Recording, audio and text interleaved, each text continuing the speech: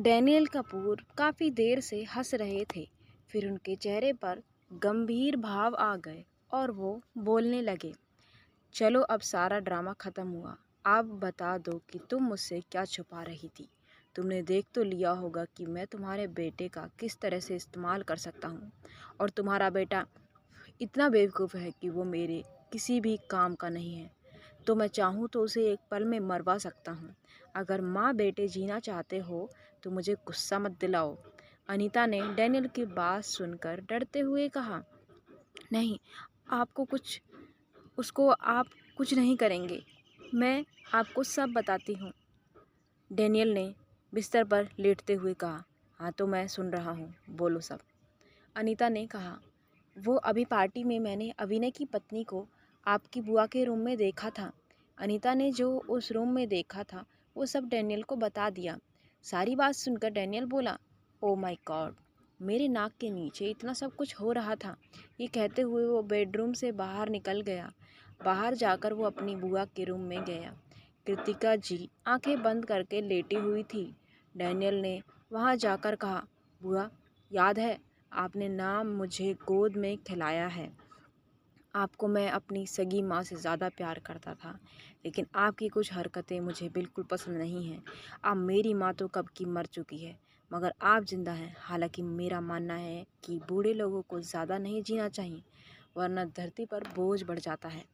तभी कृतिका जी ने अपनी आंखें खोलकर कहा, डेनियल, तू राक्षस है, इंसान नहीं। डेनियल ने हंसते हुए कहा, बुआ, मैं मजाक कर रहा था। आपने मेरी बातें सुन ली क्या? डेनियल, तू सच में एक राक्षस है। मैंने अभी तेरी पत्नी की चीख सुनी है। तुझे एक बार भी उस पर दया नहीं आई? कृतिका जी ने डिस्गस्टिंग लुक के साथ डेनियल को देखा। ओ सॉरी दादी बुआ, मेरा रूम साउंड प्रूफ नहीं है तो किसी की भी आवाज़ आ सकती है, मगर लगता है आपके कान को कुछ ज़्यादा ही तेज है। डेनियल मजाक उड़ाते हुए बोलता है, बदतमीज़, चला जा यहाँ से। तू कभी नहीं सुधरेगा। तू ज़िंदगी में किसी का प्यार डिज़र्व नहीं करता। कृतिका जी गुस्से में बोलने लगी, हाँ हाँ हाँ, नहीं करता, क्योंकि ज़िंदगी में प्यार से खूबसूरत भी बहुत कुछ चीज़ें हैं। ताकत, ताकत है सबसे खूबसूरत। ताकत हर कोई जब तुम्हारे कदमों में झुके, उससे अच्छी कोई फीलिंग नहीं होती। कि आप नहीं समझोगे, और आपके पास इतना समय भी नहीं है कि आप इस फीलिंग के बारे में ज़्यादा कुछ सोच पाएँ। ये कहते हुए डैनियल ने अपने पास रखा एक पिलो उठाया और उसे लेकर वो कृतिका जी के पास बढ़ गया। कृतिका जी की आंखें हैरानी से फैल गईं। डैनियल ने उस तकिए से कृतिका जी के मुंह को दबा दिया। कृतिका जी झटपटाने लगी, लेकिन पहले से ही उनकी तबीयत थोड़ी ख़राब थी, इसलिए वो ज़्यादा कुछ नहीं कर पाईं। मैं उस बुढ़िया को ऐसे नहीं मार सकता। ये कहते हुए डैनियल ने अपने पॉकेट से एक इंजेक्शन को निकाला और उस इंजेक्शन को उसने कृतिका जी के हाथ में इंजेक्ट कर दिया। कुछ ही देर में कृतिका जी का शरीर अकड़ने लगा और उनके हाथ पैर थरथराने लगे।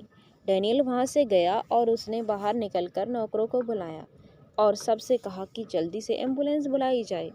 जास्मिन, जो कि एक आदमी को प्रशांत समझकर उसे बुलाने गई थी, वो आदमी प्रशांत नहीं था। जैस्मिन ने उस आदमी से सारी कहा और प्रशांत को ढूंढने लगी। तभी उसके सामने रोजलीना और अलीना आ गई। रोजलीना ने कहा, दीदी, अब तो आपकी ज़िंदगी मज़े से कट रही होगी। इतने बड़े घर में आपने शादी जो कर ली है, आखिर आपने अभिनय कपूर को अपने काबू में कैसे किया?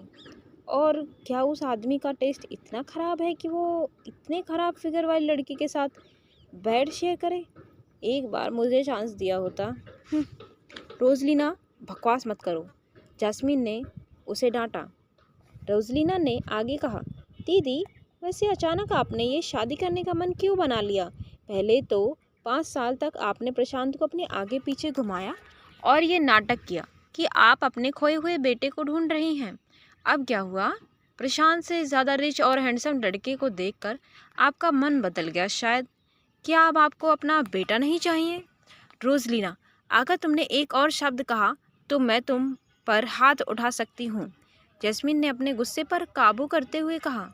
अलीना वहाँ आकर बोली, जैस्मिन बेटा, तुम अब अपनी छोटी बहन पर हाथ उठाओगी? भूल गई मैंने तुम्हें कितने सालों से प्यार किया है।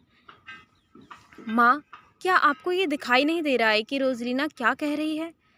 जास्मीन ने अलीना से शिकायत की।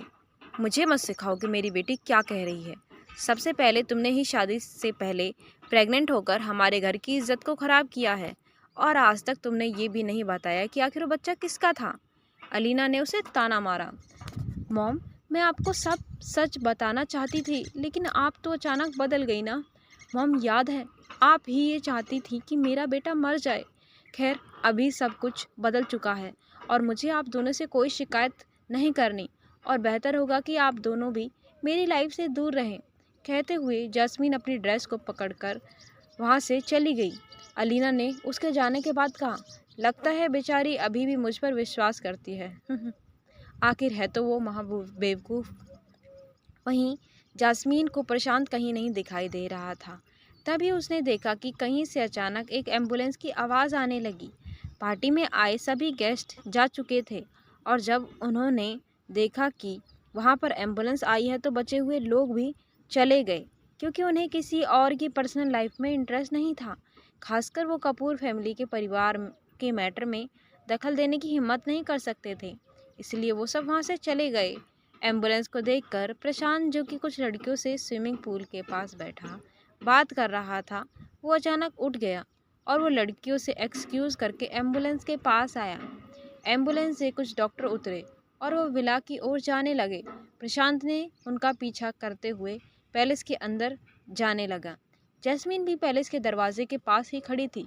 तभी डैनियल वहां आया और उसने एम्बुलेंस से आए डॉक्टर को अंदर जाने का इशारा किया। प्रशांत ने डैनियल कपूर के पास आकर पूछा, अंकल क्या हुआ है? यहाँ एम्बुलेंस किस लिए आई है? प्रशांत बेटा, तुम्हारी दादी को अचानक पता नहीं क्या हो गया है। वो सांस नहीं ले पा रही है, इसलिए मैंने ही एम्बुलेंस बुलाई है। प्रशांत उनकी ये बात सुनकर पैनिक करने लगा। वो जल्दी से वहाँ से दौड़ा और अंदर गया। कुछ ही देर में डॉक्टर और प्रशांत बाहर आए। स्ट्रेचर पर कृतिका जी को लिटाकर वो लोग उन्हें एम्बुलेंस में ले जा रहे थे। इस समय प्रशांत काफ़ी गुस्से में नजर आ रहा था। उसने डैनियल कपूर के पास आकर पूछा, दादी को हार्ट अटैक आया है, ज़रूर उनको किसी ने कुछ कहा है जिस वजह से उनकी ये हालत हुई है। अंकल, मुझे बताइए कि दादी के पास लास्ट टाइम कौन था? डैनियल कपूर ने अपनी जगह से 45 एंगल पर घूमते हुए जास्मीन की ओर इशारा किया और बोले, ये लड़की गई थी तुम्हारी दादी से मिलने। लड़की? बताओ सबको, क्या मैं गलत हूँ? जैस्मीन ने सबकी शक भरी निगाहों को खुद पर महसूस करते हुए जवाब दिया, हाँ। प्रशांत को जास्मीन का जवाब सुनकर गुस्सा आने लगा। अगर उसके सामने इस समय कोई आदमी होता तो अब तक वो उसको मार चुका होता, उसकी हड्डी पसली अलग कर चुका होता। तो क्या एलेक्स डैनियल के नाटक को समझ पाएगा? क्यों कर रहा है डैनियल ऐसा?